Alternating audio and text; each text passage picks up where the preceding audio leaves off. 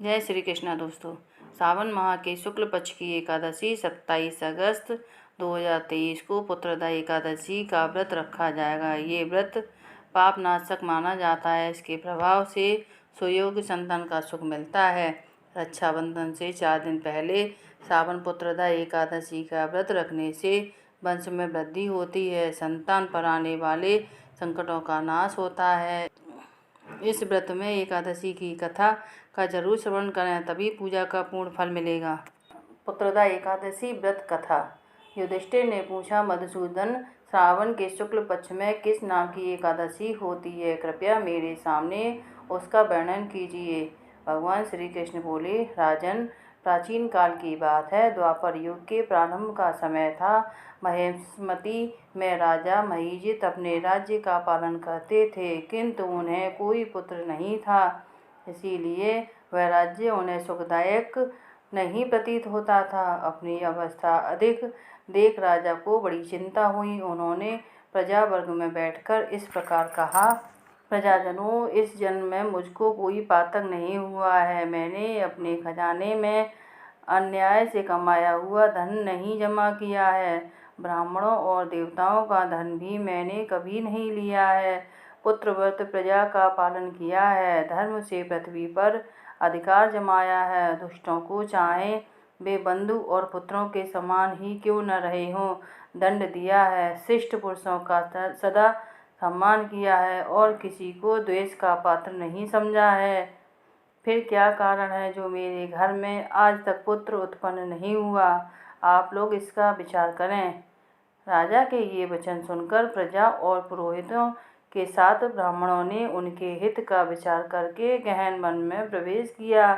राजा का कल्याण चाहने वाले वे लोग सभी इधर उधर घूमकर ऋषि सेवित आश्रमों की तलाश करने लगे। इतने में उन्हें मुनि श्रेष्ठ लोमस जी के दर्शन हुए। लोमस जी धर्म के तत्वज्ञ, संपूर्ण शास्त्रों के विशिष्ट विद्वान, दीर्घायु और महात्मा हैं। उनका शरीर लोम से भरा हुआ है। वे ब्रह्मा जी के समान तेजस्वी हैं।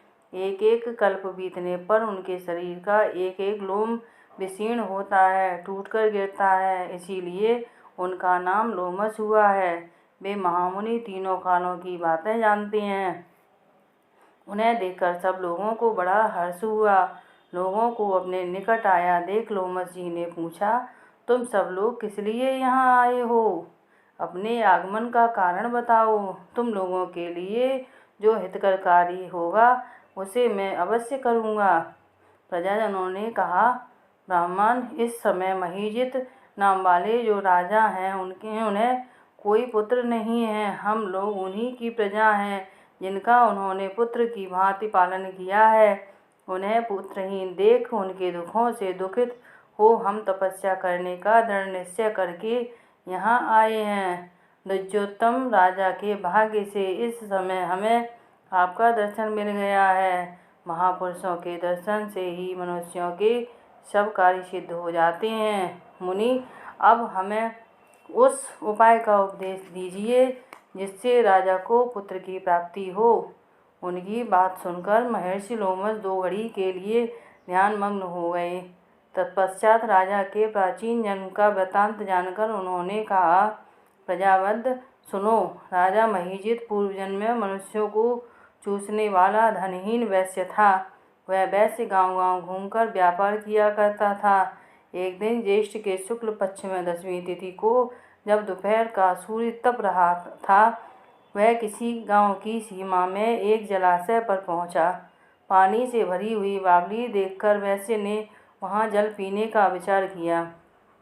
इतने में वहां अपने बछड़े के साथ एक गौ भी आ पहुंची। वह प्यास से व्याकुल और ताप से पीड़ित थी, अतः बावली में जाकर जल पीने लगी।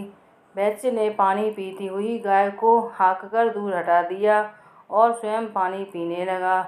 उसी पाप कर्म के कारण राजा इस समय पुत्रहीन हुए हैं। किसी जन्म के पुण्य से इन्हें निष्कंटक राज्य की प्राप्ति हुई है। प्रजाजनों ने कहा, मुनि, पुराणों में उल्लेख है कि प्रायश्चित रूप पुण्य से पाप नष्ट होते हैं।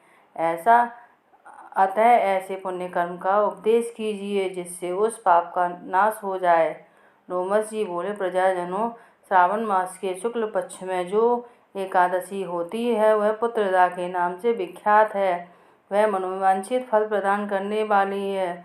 तुम लोग उसी का व्रत करो। यह सुनकर प्रजाजनों ने मुनि को नमस्कार किया और नगर में आकर विधिपूर्वक पुत्रदा एकादशी के व्रत का अनुष्ठान किया।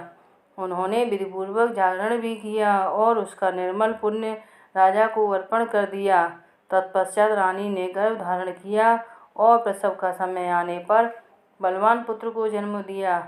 इसका महात्म्य सुनकर मनुष्य पापों से मुक्त हो जाता है तथा इस लोक में सुख पाकर परलोक में स्वर्गीय गति को प्राप्त होता है। जय श्री कृष्ण।